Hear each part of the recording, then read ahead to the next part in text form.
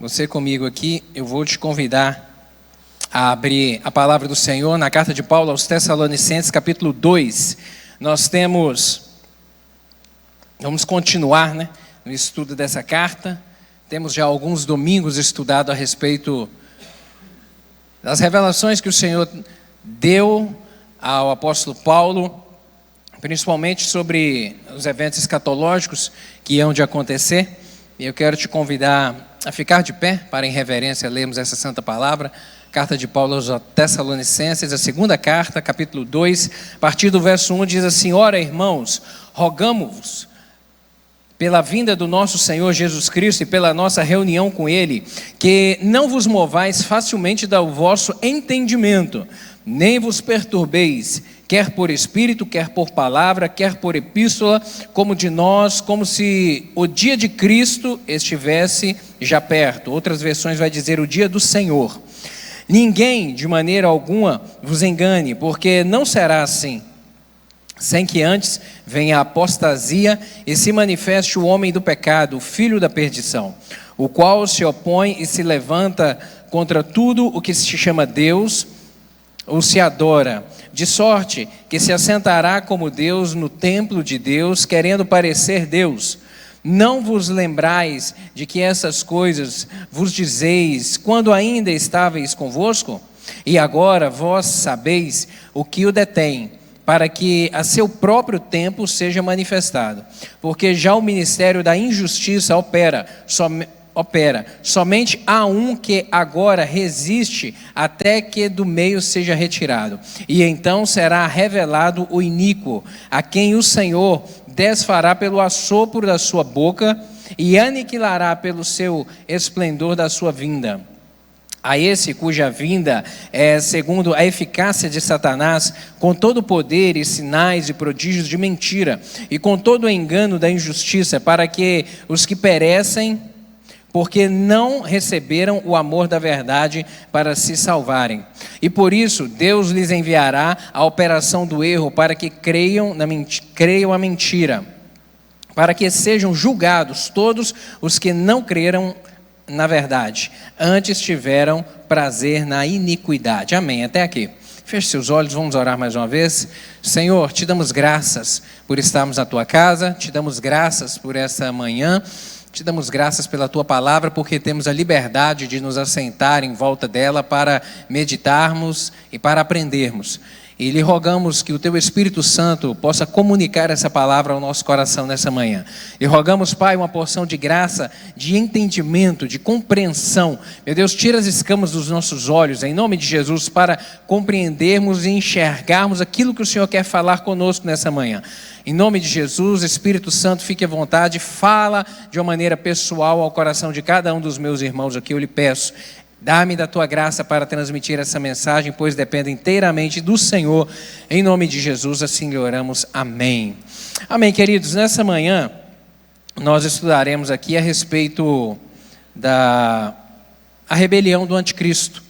O apóstolo Paulo, na primeira carta aos Tessalonicenses, ele já falou a respeito da vinda, ele veio falando a respeito da vinda do Senhor, desses eventos escatológicos, e chega aqui nesse momento para poder falar a respeito deste que é chamado o homem do iníquo, o homem da iniquidade, ou o anticristo, como nós veremos um pouco mais à frente. Mas antes de... Está travado.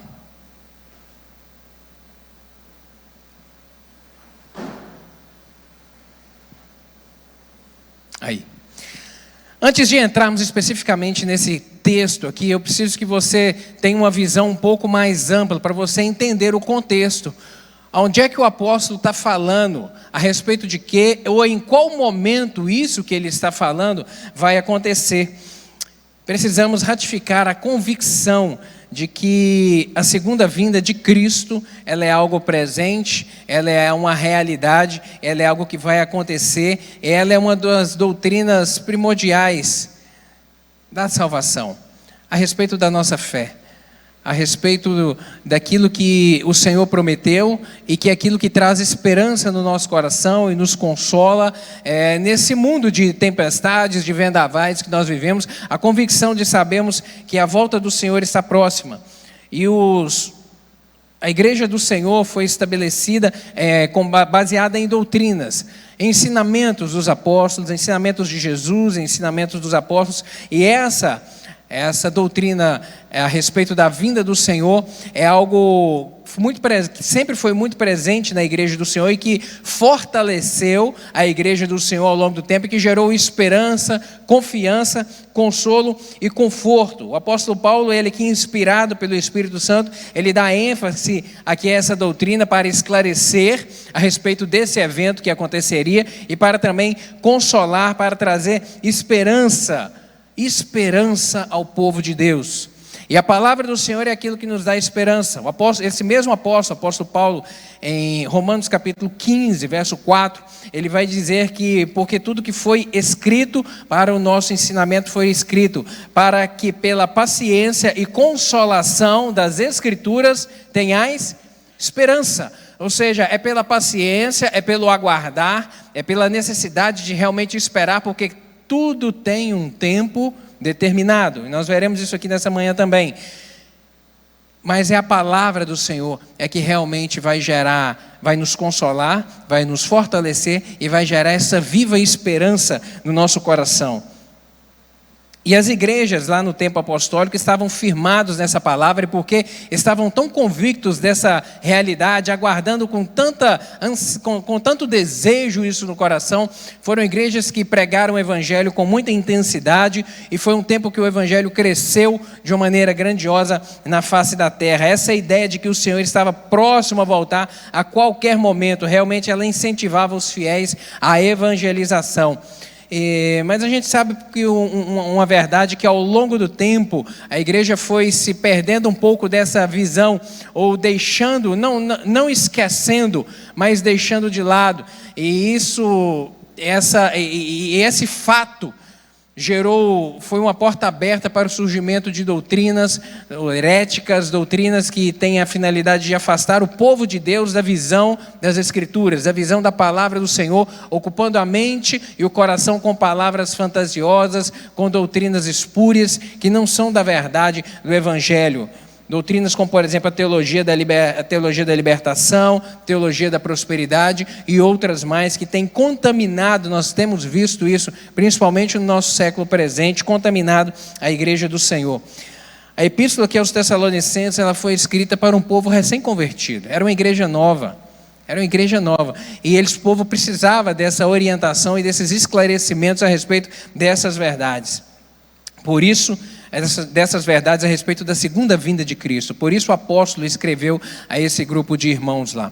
O objetivo do nosso estudo aqui nessa manhã, o primeiro deles, vai ser trazer esclarecimento a respeito dessa expressão que o apóstolo vai utilizar no versículo 2, como nós lemos. Na minha Bíblia está escrito a versão, o dia de Cristo, na sua talvez esteja o dia do Senhor. Precisamos compreender o que é isso. Um outro objetivo nosso aqui é esclarecer sobre os acontecimentos que antecederão esse dia do Senhor, para que a gente possa aguardá-los com fé e observando o que está acontecendo ao nosso redor no tempo de agora, para a gente perceber que esse dia do Senhor está na iminência de acontecer, e alertar também sobre o perigo da apostasia e o engano que será instaurado pelo anticristo e pelo seu espírito que já opera no nosso tempo presente, e orientar também como o cristão deve se portar para aguardar esse tempo, aguardar esse momento em fidelidade ao Senhor, com perseverança e com esperança no coração.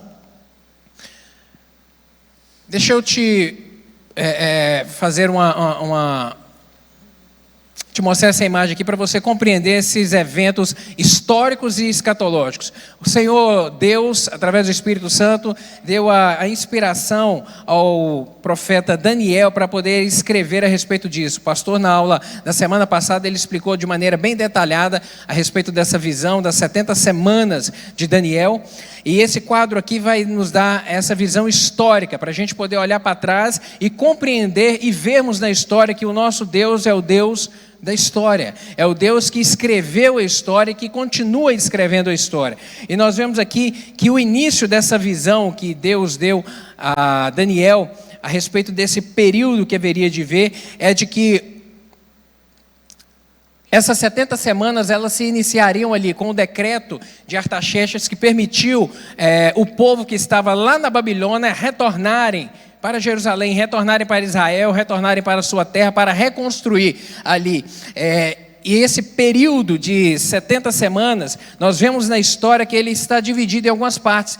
Esse primeiro período aqui, dessas 7 semanas, aconteceu aqui nesse interlúdio, desde o decreto que permitiu o retorno do povo de Israel, até a reconstrução de Jerusalém, reconstrução dos muros, reconstrução do templo de Jerusalém. Esse período foi de 7 semanas. Outro período de 62 semanas foi esse período a partir daqui até a conclusão do ministério de Jesus Cristo, até a sua morte na cruz do Calvário e a sua ressurreição. Quando chega esse momento que Jesus Cristo morre, agora vai se abrir um parênteses na história. Porque agora Deus vai deixar de tratar diretamente com o povo de Israel para agora surgir a chamada era da igreja, o tempo da igreja. Que esse período todo que nós estamos vivendo aqui, e ele vai acabar esse período, esse parênteses vai se fechar com o arrebatamento da igreja. E logo que esse evento acontecer, aí novamente vai se voltar a contar o tempo de Israel, que vai ser um período, que vai ser a última semana, essa última semana que falta para completar a 70ª semana, que será depois do arrebatamento da igreja. E a respeito desse momento aqui, essa outra figura vai ser a continuação daquela lá, essa outra imagem, que vai ser o período da igreja, que é o que estamos vivendo aqui, que vai se encerrar com o arrebatamento. Logo depois que acontecer o arrebatamento, essa figura vai mostrar para a gente o que vai acontecer aqui na terra e o que acontecerá de maneira concomitante no céu. Com o arrebatamento da igreja, os santos, os salvos em Cristo Jesus, subirão a encontrar com Cristo nas nuvens e participarão do tribunal de Cristo, que a palavra do Senhor diz que será aquele momento em que o Senhor presenteará cada um pelas suas obras feitas aqui na terra. Aqui as nossas obras serão passadas pelo fogo, tudo aquilo que for palha, tudo aquilo que for feno será queimado, mas aquilo que realmente ficar é aquilo que o Senhor realmente vai nos abençoar. E essa recompensa é chamada de galardão. Então lá no céu haverá um período de 7 anos que vai começar com esse tribunal de Cristo, depois as bodas do Cordeiro, 7 anos de bodas do Cordeiro. Na terra vai ser instaurado aqui esse período chamado de a grande tribulação, que será um período de 7 anos também. O objetivo da nossa aula, o nosso estudo nessa manhã vai ser principalmente aqui a respeito da apostasia e do surgimento da figura do anticristo. Aí nesse período, o que vai acontecer? O templo de Jerusalém será reconstruído novamente, haverá aqui o surgimento, a manifestação do homem do iníquo, ou homem da iniquidade, ou homem do pecado, ou o anticristo, que nós veremos aqui. Ao findar desse aí serão 7 anos, 3 anos e meio de uma aparente paz política, mas nós veremos aqui que de paz não haverá nada, porque será um tempo dramático, um tempo terrível na face da terra, mas 3 anos e meio de uma aparente paz, e depois 3 anos e meio, politicamente falando, de tempos muito conturbados, principalmente para o povo de Israel. O anticristo vai enganar as nações e promoverá uma grande guerra contra Israel, chamada Guerra do Armagedon. Quando o povo estiver em tremendo aperto, com a água subindo quase para os engolir, será o momento em que os judeus reconhecerão que eles precisam de Jesus, vão clamar pelo Messias, e o Messias ele virá os socorrer, que esse momento será a segunda vinda de Cristo, quando ele vai pisar os seus pés ali no Monte das Oliveiras para trazer libertação. Nesse momento, quando Cristo vier, a besta e falso profeta serão lançados no lago de fogo e enxofre, o diabo será amarrado por 1000 anos, lançado no fundo do abismo, e aqui será instaurado o período do reino de Cristo na terra, chamado de milênio, 1000 anos de paz, 1000 anos de realmente tranquilidade, porque não teremos aqui aquele que é o mal, que é o inimigo, que é o diabo, que semeia a maldade, que corrompe o coração do homem. As coisas serão restauradas, A natureza será restaurada, a palavra do Senhor diz isso, será realmente um tempo de abundância, um tempo de bênção. Mas ao findar desses 1000 anos, Deus permitirá que o diabo saia do abismo e ele vai voltar à terra, vai enganar os homens novamente e vai promover uma segunda guerra, uma segunda batalha contra o povo de Deus. E essa será chamada a batalha de Gog e Magog, uma grande guerra novamente. Mas aí sim, nesse momento que o povo clamar por Deus, será o tempo do fim. Ali vai acontecer o momento que o Senhor virá para julgar todos aqueles que não aceitaram. Os crentes não participarão desse segundo julgamento chamado juízo do trono branco de Deus. Eles não participarão porque eles já estarão com o Senhor nos ares.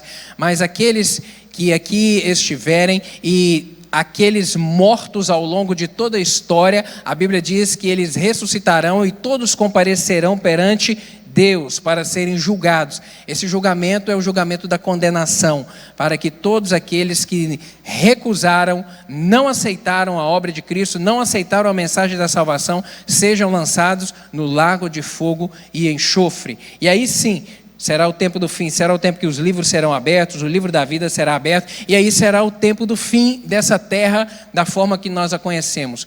Aí o Senhor há de instaurar, como diz a sua palavra, um tempo de novo céu, nova terra e a eternidade com Cristo que viveremos. É importante você ter essa visão na sua mente, para você compreender o que nós vamos falar nessa manhã, onde nós estamos aqui. O dia do Senhor versículo 2 aí que nós lemos, 2 Tessalonicenses, o apóstolo Paulo vai falar a respeito disso, que não vos movais facilmente do vosso entendimento, nem vos perturbeis, quer por espírito, quer por palavra, quer por epístola, como de nós, como se o dia de Cristo, ou o dia do Senhor, já estivesse perto. O apóstolo vai usar essa expressão, o dia do Senhor. E aí a gente precisa compreender o que é isso. O que é isso? Essa expressão, dia do Senhor, ela é usada tanto no Antigo Testamento quanto no Novo Testamento. E se refere não a um dia específico, mas a um período de tempo. Um período de tempo que Deus tratará tanto o judeu quanto o gentio com a vara de ferro. Será realmente um tempo muito difícil, um tempo de muito sofrimento, um tempo realmente terrível. O profeta Joel vai dizer que, capítulo 2, verso 31, que o sol se converterá em trevas e a lua em sangue, antes que venha o grande e terrível dia do Senhor. Realmente serão dias muito difíceis na face da terra. E a igreja do Senhor? Onde é que a igreja do Senhor vai estar? Nós cremos, e aí algumas teorias se prestam a tentar explicar onde a igreja do Senhor estaria nesse momento. Nós cremos na teoria pré-tribulacionista, pela fé cremos que o dia do Senhor é o período de tempo compreendido entre o arrebatamento da igreja e a segunda vinda de Cristo. Ou seja, é um período que acontecerá após o arrebatamento da igreja. Então nós cremos pela fé, a nossa visão batista é de que a igreja do Senhor, eu e você, não estaremos aqui. Amém? Você pode dizer amém? Você deseja passar por isso daqui? Misericórdia. A visão que nós temos é essa, que nós seremos arrebatados e que esse período chamado de dia do Senhor, ele vai acontecer, ou ele vai iniciar após a subida da igreja, após o arrebatamento da igreja do Senhor. E por que devemos estar atentos a respeito disso? Porque o dia do Senhor será precedido por sinais, e a palavra do Senhor vai nos dizer que a sua segunda vinda, ninguém sabe o dia nem a hora, ninguém sabe esse momento, quando vai acontecer. Deus não nos revelou, não deixou expresso na sua palavra, mas Ele deixou dicas, Ele deixou sinais. O Senhor Jesus vai dizer isso em Mateus capítulo 24, a respeito dos sinais dos fins do tempo, ou a respeito dos sinais do tempo da vinda do Senhor, e Ele vai dizer a respeito de todos esses sinais aí, guerras, fomes, pestes, terremotos, um grande desassossego mundial, uma inquietação da raça humana. E veja só se a gente não está vivendo esse tempo neste momento de um desassossego, más notícias o tempo todo, notícias que atemorizam. Mais do que nunca a gente está vivendo um tempo que o mal grande mal tem sido a depressão. E uma das causas da depressão é o acúmulo de más notícias, é a incapacidade de não organizarmos o nosso pensamento de uma maneira devida e o homem ficar oprimido por más notícias a ponto dele se desesperançar. Essa realmente é uma das causas. Temos vivido isso, um tempo de desesperança, de um desassossego mundial muito grande, um tempo de uma incredulidade no que se concerne à vinda de Cristo.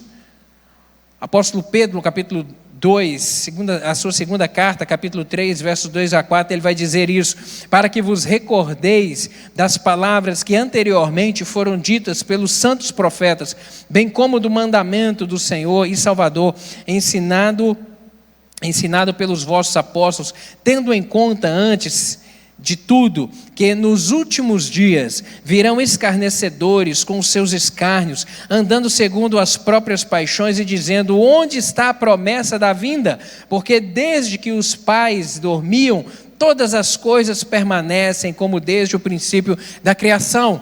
Homens corruptos, homens corrompidos, homens que vêm para poder dizer: olha, isso é conto da carochinha.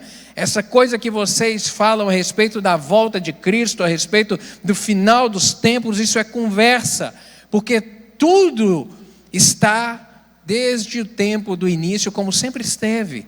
Querido, realmente o espírito do engano que tenta desvirtuar-nos da palavra do Senhor. Por isso devemos estar alerta que esse sim é também um dos sinais a respeito da vinda, do tempo da vinda do Senhor. Sinal no sol, sinal na lua, falsos mestres e espíritos enganadores, como veremos aqui também a respeito disso nessa manhã.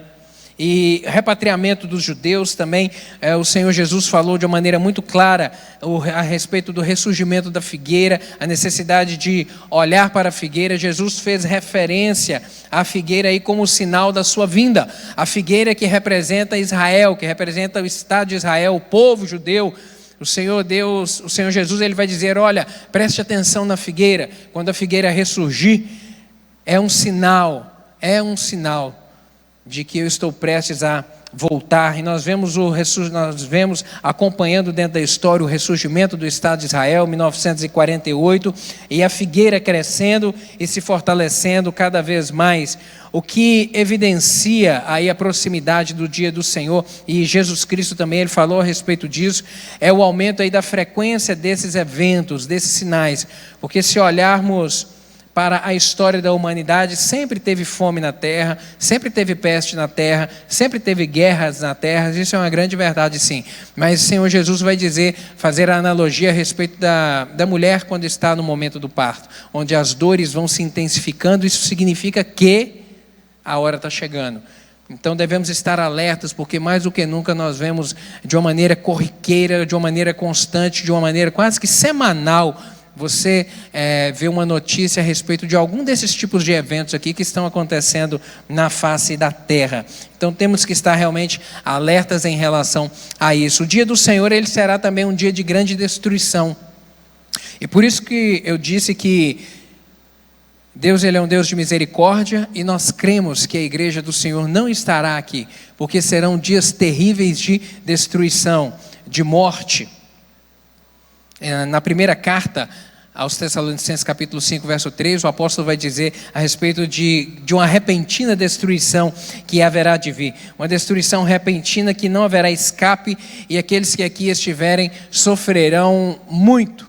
E em Apocalipse, o apóstolo João, ele vai escrever a respeito de 3 eventos, de uma sucessão de eventos que vão acontecer, de 3 categorias que ele chama diferente: abertura de 7 selos, o tocar de 7 trombetas e o derramar das 7 taças dos juízos de Deus sobre a terra, que vão acontecer nesse período de 7 anos da grande tribulação, e que serão períodos muito tormentosos, de muito sofrimento e de muita morte. A população da terra, ela será reduzida drasticamente. A palavra do Senhor diz isso. Hoje, nós somos quantos de habitantes da terra? 8 bilhões de habitantes na terra. Ela será muito reduzida. Primeiro porque os cristãos serão retirados. Quantos vão subir? A gente não sabe. O joio está junto do trigo.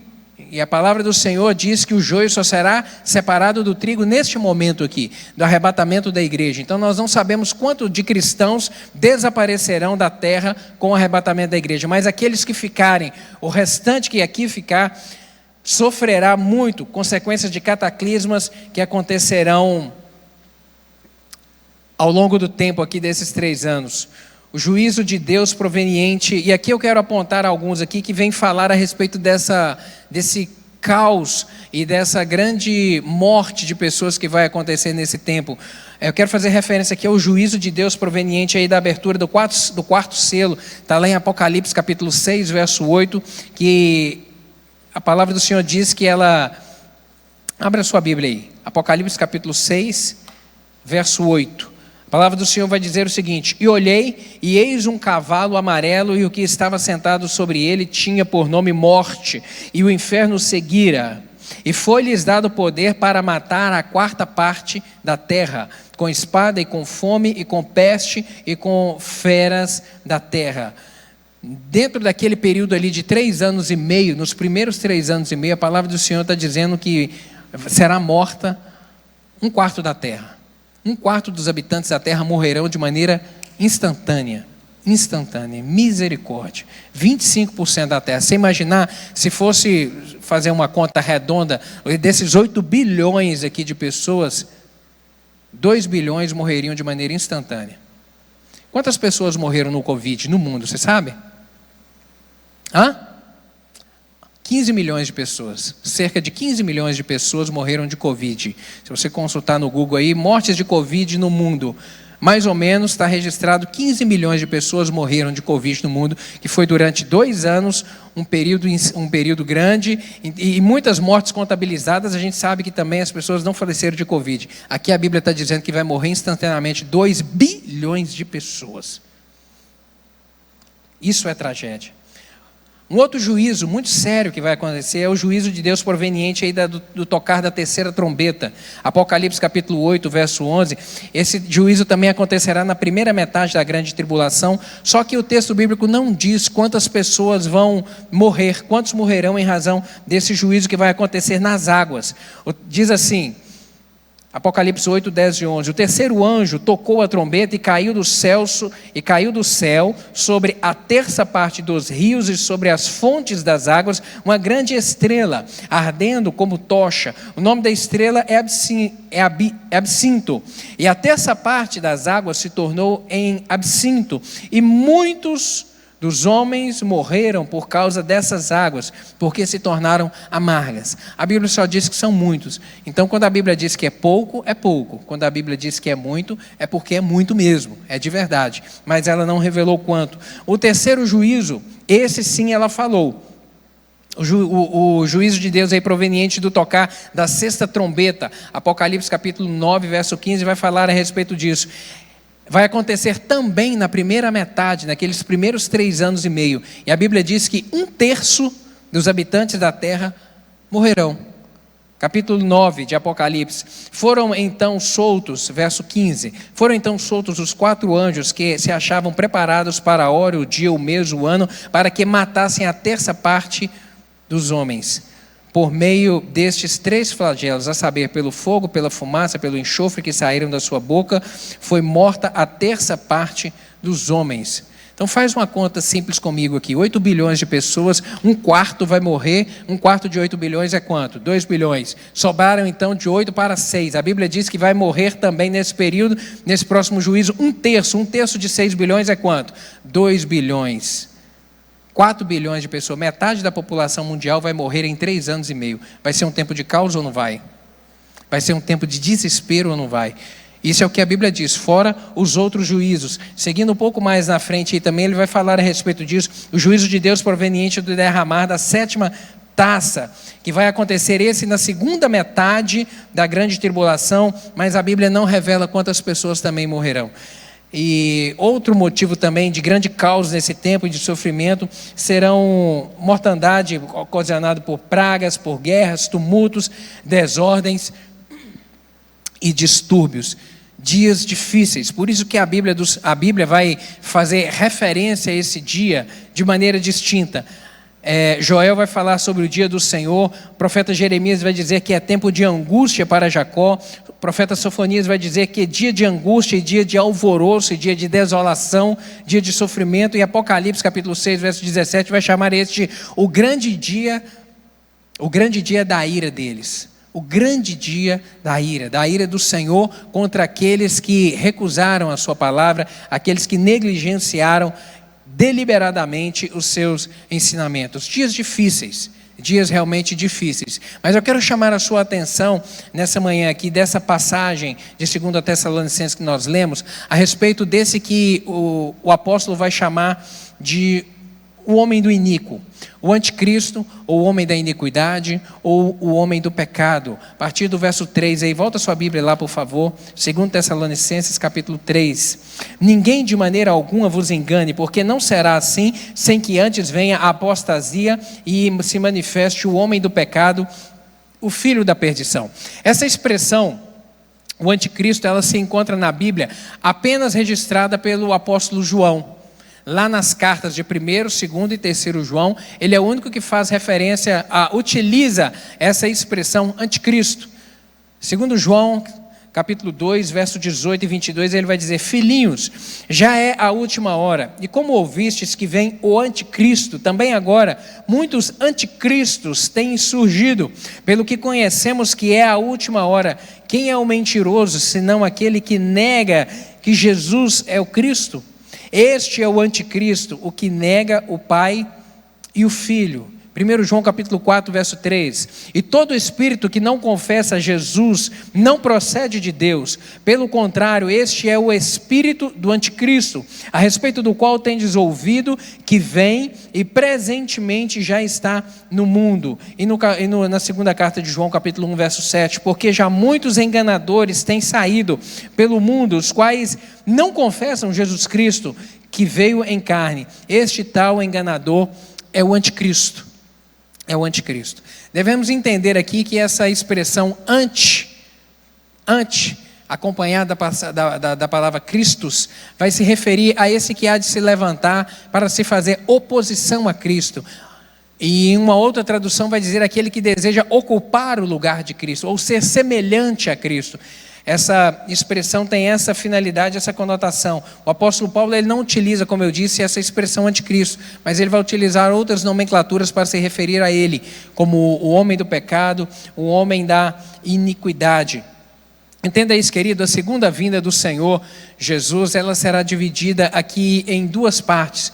Como eu disse, primeiro que nós cremos o arrebatamento da igreja, e a segunda parte será a sua manifestação de fato, quando ele tocará os pés novamente nessa terra, onde ele pisará na terra, e ela será precedida de dois acontecimentos.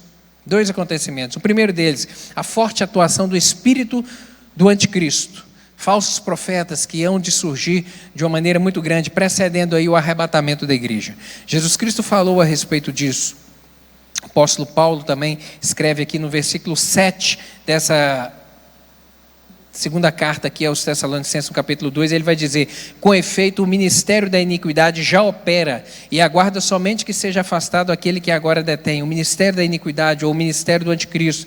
Jesus Cristo vai dizer lá em Marcos capítulo 13, verso 6, porque muitos virão em meu nome dizendo eu sou o Cristo, e enganarão a muitos, porque se levantarão falsos cristos, falsos profetas, e farão sinais e prodígios, e enganarão, se for possível, até mesmo os escolhidos. Então a palavra do Senhor vai dizer de maneira muito clara, onde surgir, além do surgimento da pessoa, antes do surgimento da pessoa do anticristo, vão surgir, o espírito desse anticristo estará presente e manifesto na face da terra, através do surgimento de falsos profetas, homens que tentarão plantar heresia, tanto dentro da igreja, quanto fora dela, para corromper ainda mais o coração dos homens. E o segundo evento aqui é a manifestação da pessoa do anticristo, que esse segundo evento, a manifestação da pessoa, ela vai ocorrer apenas no momento da grande tribulação, segundo nós cremos, após o arrebatamento da igreja. É o que o apóstolo disse aí nos versículos 8 e 9, aqui de 2 Tessalonicenses capítulo 2. Mas eu quero que você abra sua Bíblia agora em Apocalipse, por favor, no capítulo 13.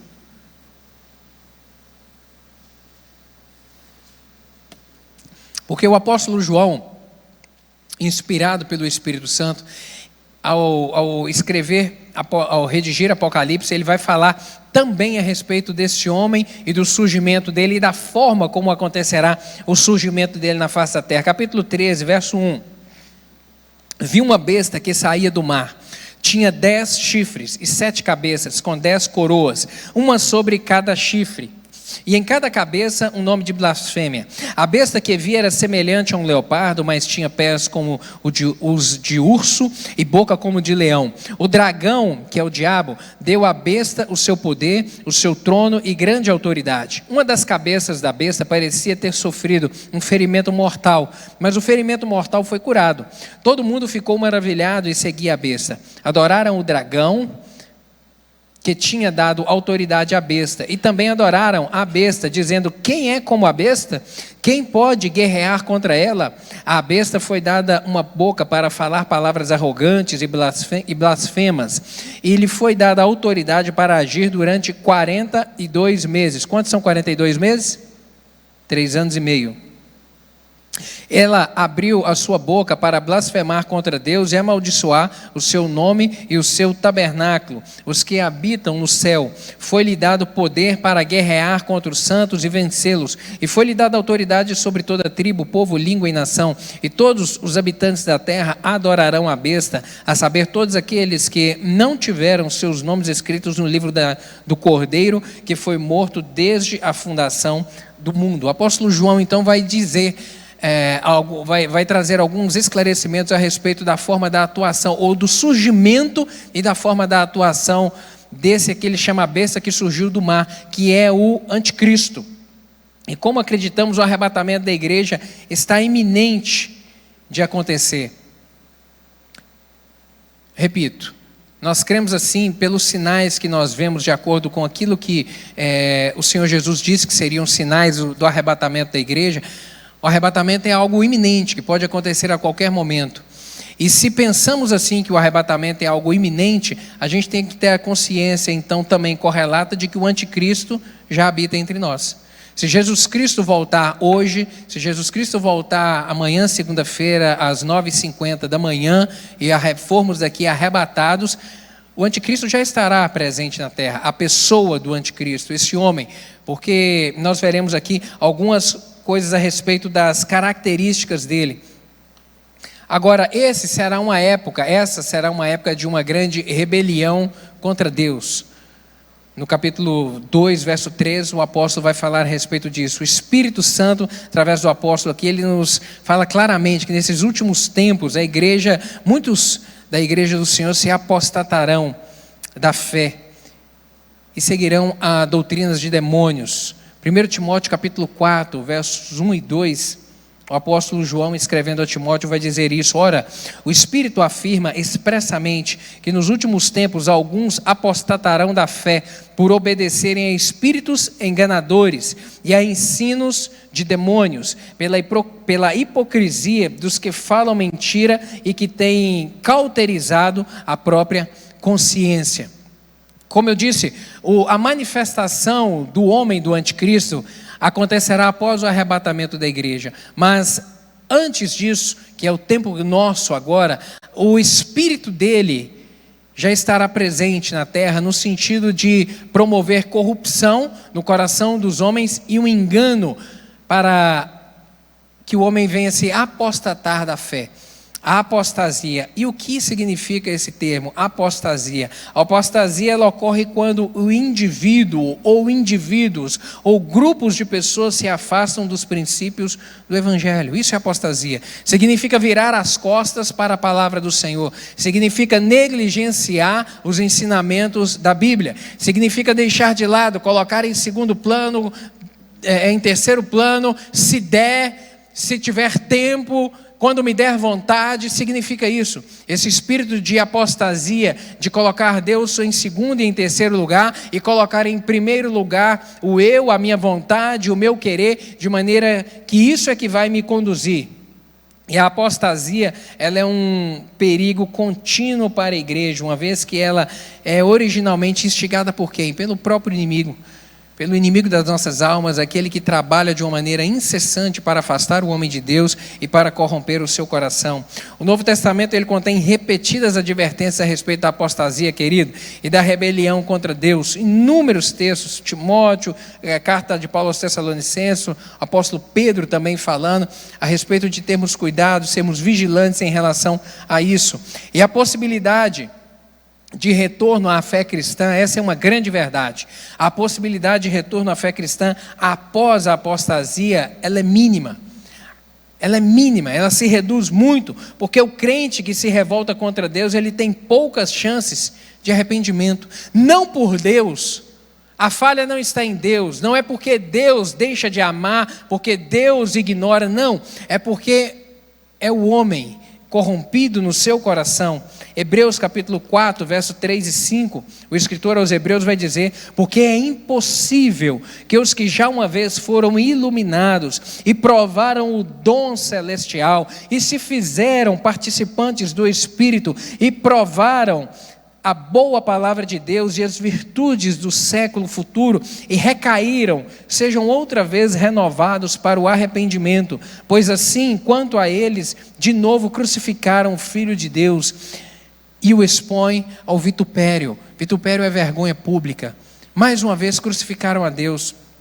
A impossibilidade de retorno à fé cristã, ela vai decorrer de um coração cauterizado, de uma mente cauterizada, e que vai promover uma insensibilidade espiritual no coração. Então, aquele que uma vez aceitou, aquele que uma vez caminhou de acordo com a palavra do Senhor, e em algum momento ele decide virar as costas e negligenciar, e deixar isso de lado, e recusar essa palavra no seu coração, e decidir viver de uma maneira contrária aos princípios dessa palavra, agradando o seu eu, a sua vontade, a Bíblia vai dizer que para este, a chance de retorno, ela é mínima, ela diminui muito, porque esse que um dia experimentou do amor de Deus, agora ele deliberadamente decidiu recusar, a sua mente se torna cauterizada e o seu coração insensível ao agir do Espírito Santo. E a palavra do Senhor diz que o Espírito Santo é aquele que convence o homem de quê? Do pecado, da justiça e do juízo. Então, se ele é insensível à voz do Espírito Santo no seu coração, que tenta convencê-lo a respeito do pecado, o pecado é o erro, é a conduta pecaminosa, é a conduta de afastamento do Senhor. Então, ele não vê, agora ele não tem a consciência do estado de pecado que ele está, ele não tem a consciência do juízo de Deus que está por vir e da justiça de Deus. Então, por isso que a chance de retorno e de salvação para esse que um dia recusou o Senhor, ela realmente recusou a palavra do Senhor, ela é mínima. Agora, é um tempo, como o apóstolo vai dizer aqui, de manifestação desse homem da rebelião. A vinda do anticristo, ela é antecedida, a vinda de Cristo, ela será antecedida pela manifestação do anticristo, do homem da iniquidade, do homem do pecado. E esse anticristo, como nós vimos lendo lá em Apocalipse, ele é a obra-prima de Satanás. Ele é a obra-prima, porque ele é o representante de Satanás na terra. Aquele que vai se levantar contra Deus. O anticristo e o seu espírito sabem muito bem também que eles terão pouco tempo para agir. Porque após o arrebatamento da igreja, quando iniciar a última semana, quanto tempo vai restar? Apenas 7 anos. Apenas 7 anos. Porque depois disso, ele já sabe, porque ele conhece a palavra, que o diabo será amarrado e lançado no abismo. Então, o período de atuação dele na terra, aqui após o arrebatamento da igreja, será de apenas 7 anos. E esse processo de sujeição dos homens à figura do anticristo, ela não acontecerá por meio de guerra, não acontecerá por meio da força armada, não, mas de um convencimento coletivo e mundial a respeito da importância desse homem, do valor desse homem e do poder desse homem. Certamente será, na Bíblia ela não identifica o anticristo pelo seu nome, e ela nem diz também que a gente deve ficar investigando a respeito da sua identidade, porque isso não será revelado, porque isso será impossível de ser identificado, impossível de ser identificado. Mas uma coisa é certa, ele será o homem mais bem sucedido da terra. Ele será alguém respeitado, ele será alguém admirado, ele será alguém de boa palavra, de boa índole, a ponto de que vai convencer todos os homens a seguirem os seus conselhos e a seguirem a ele e, como nós veremos um pouco mais à frente, a adorá-lo, como diz a palavra do Senhor. Então, comunistas chineses, muçulmanos, árabes, seja, enfim, todos aclamarão o anticristo como o Messias do mundo, o grande Salvador, o operador de milagres, o homem mais benevolente da história. Em Apocalipse 13, verso 8, o apóstolo João ele vai dizer que adorá-lo-ão todos os que habitam sobre a terra, aqueles cujos nomes não foram escritos no livro da vida e do Cordeiro que foi morto antes da fundação do mundo. Querido, entenda isso, pastor, mas como é possível um mundo inteiro se voltar para um homem, para reconhecer o seu valor? Uma das coisas que o nosso mundo está clamando é paz. Paz é o que todos desejam. Num momento de guerra, de se falar de guerra, um momento de violência como esse que a gente está vivendo, um momento conturbado, um momento difícil, o que todo mundo deseja é paz para poder viver. Mas a paz ela só é instalada depois do caos. Então você está percebendo que a gente está vivendo um tempo de caos, né? Um tempo de más notícias, um tempo realmente difícil.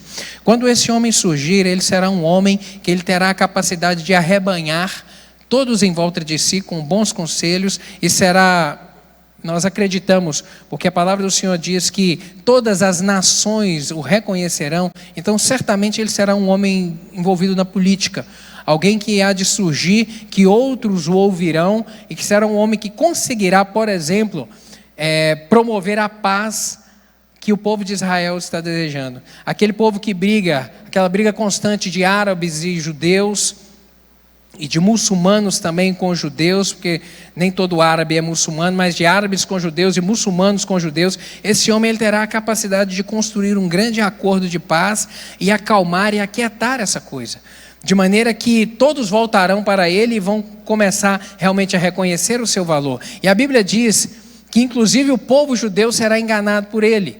E que quando ele realmente decidir, aí o templo será construído e em Apocalipse vai dizer que haverá um momento em que este homem que primeiro foi reconhecido o seu valor, que foi aclamado publicamente e capítulo 13, verso 8 de Apocalipse vai dizer que será um homem que terá poder de operar sinais, porque o diabo dará a ele poder, ele mesmo, como o apóstolo João disse, haverá uma chaga que vai acontecer e ele vai se curar, então coisas sobrenaturais, poder maligno vai operar através deste homem, todos o reconhecerão agora como Deus, e quando ele decidir exigir a adoração, aí sim o povo judeu vai abrir o olho e vai perceber que este não é o Messias. E vão se fazer oposição a ele, será na segunda metade da grande tribulação, aquele segundo 3 anos e meio, que será o período onde esse homem então,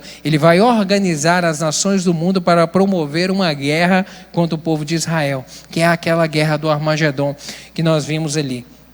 No entanto, aqui nós podemos destacar, embora não saibamos a identidade dele, podemos destacar aqui algumas características desse homem. É um homem da iniquidade, é um ser humano realmente possuído de um desejo desenfreado de oposição contra Deus. No versículo 4 de 2 Tessalonicenses vai dizer isso: o qual se opõe e se levanta contra tudo que se chama Deus ou é objeto de culto. Tudo aquilo que fala a respeito do Senhor, esse homem vai fazer oposição, ele vai tentar desconstruir. Uma outra característica dele, o homem da iniquidade, é um ser humano possuído por uma ambição sobre-humana. Versículo 4 vai dizer: o ponto de assentar-se no santuário de Deus, ostentando-se como se fosse o próprio Deus. Ele vai em algum momento exigir para si a adoração. E a Bíblia diz que toda a terra o adorará, se prostrará diante dele, o adorando. Mas nesse momento o povo judeu vai realmente começar a abrir os olhos e fazer oposição a essa adoração. E em razão disso serão perseguidos. E todo aquele também que recusar a adoração a ele, recusar receber a sua marca, lembra da marca da besta? Vai acontecer aqui. Aqueles que recusarem receber essa marca, a sua adoração, também serão perseguidos. E uma terceira característica aqui é que o homem da iniquidade é um ser humano possuído de poder demoníaco. Realmente, o diabo o concederá poder para operar sinais e prodígios. Paulo não especula a respeito da natureza e nem da identidade desse homem. Muitos ficam imaginando algumas figuras da política que seria suspeita, a gente vê pessoas falando, mas eu particularmente não acredito que seja nenhum dos políticos da atualidade. Nenhum dos governantes, nenhuma das autoridades da atualidade. Por quê? E eu penso assim, porque esse será um homem que trará algo novo. Todos os políticos da atualidade, a gente já sabe o discurso, já sabe o que pensa, já sabe a forma que age. Então esse homem ele será um nome que surgirá do novo. Que as pessoas vão começar a ouvi-lo a partir de um momento que não o conheciam. Vão perguntar, onde estava esse homem? Aí sim é que ele será manifesto. Por isso eu penso que será, não olho para nenhum desses governantes hoje mundiais e penso que seja qualquer deles, porque penso que será alguém realmente que há de surgir com um discurso novo, com uma mensagem nova. E para nós caminharmos para o fim aqui, o detentor do homem do pecado, o que é que detém? Aqui no versículo 6 e 7 do capítulo 2, o apóstolo Paulo ele vai dizer, e agora vós sabeis o que o detém. O que é que detém esse homem? O que é que detém ele? É o tempo. O que detém o agir, a manifestação do anticristo é o tempo. Porque a palavra do Senhor vai nos dizer que há tempo determinado. Tudo tem o seu tempo determinado, há tempo para todo o propósito debaixo do céu. Deus já estabeleceu, querido, um momento em que Ele permitirá a manifestação desse homem. Deus já estabeleceu um momento que Ele vai autorizar que esse homem se levante. Deus tem um controle de tudo, querido. Deus tem um controle do céu, da terra e tem um controle também do inferno, porque nada acontece se não for pela permissão do Senhor. Nada realmente acontece. O diabo ele nada faz por vontade própria, mas apenas aquilo que o Senhor permite. Apenas aquilo que Deus autorize ele fazer é o que realmente ele faz.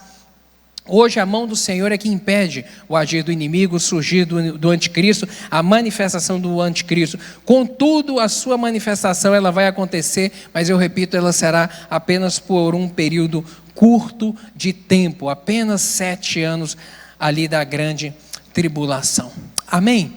Eu quero que a gente termine esse estudo nessa manhã, voltando os olhos para esse versículo, que vai dizer que venham sem demora.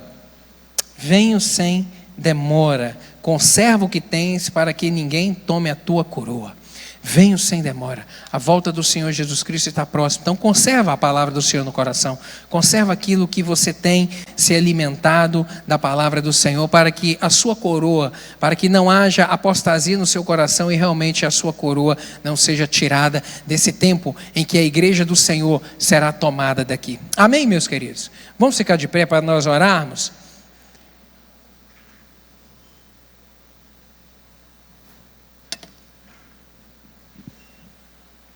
Feche seus olhos. Graças a Deus pela sua palavra, que nos dirige, que nos orienta e que nos esclarece. Andar com Deus é bom, porque a gente anda na luz, porque Ele é a luz. A sua manifestação é luz. Deus faz tudo às claras. E por isso Ele deixa a sua palavra para nós, para nos mostrar a respeito desses eventos, a respeito desse tempo. Eu gostaria que você fechasse seus olhos e meditasse 30 segundos aí. Se o Senhor voltar agora, chamar a sua igreja, você está pronto para subir? Conserva aquilo que você tem. Conserva os princípios do Senhor no seu coração. Conserva. A volta de Jesus Cristo está muito próxima. Está iminente. Então conserva. E ela vai acontecer de uma maneira surpreendente. Ninguém sabe o dia, ninguém sabe a hora. Mas uma coisa é certa. Depois do arrebatamento serão tempos muito difíceis nessa terra. Muito difíceis, tempo de caos, de um grande caos. Então que o Senhor nos ache com o coração de acordo com a sua vontade, para que quando Ele nos chamar, quando a trombeta tocar, em nome de Jesus, todos nós possamos comparecer perante Ele, sendo daqui levados através do arrebatamento. Senhor, muito obrigado pela tua palavra, muito obrigado que ela nos dirige, nos instrui, ela nos dá esclarecimento, ela não nos deixa enganado, ela não nos deixa em dúvida, mas ela nos dá a certeza de que o tempo do fim é o agora. O tempo do fim não vai chegar, ele já chegou. É o agora o tempo do fim, porque a volta do Senhor ela está iminente, pode ser a qualquer momento. Em nome de Jesus, nos ajude, Pai, a guardarmos a Tua palavra no nosso coração. Meu Deus, nos ajude a afastarmos das falsas doutrinas. Nos ajude, meu Deus, a identificarmos aquilo que não é do Senhor. Meu Deus, e fecharmos o nosso coração para não deixarmos, meu Deus, nada disso entrar, para corromper, para promover a apostasia da nossa fé, em nome de Jesus.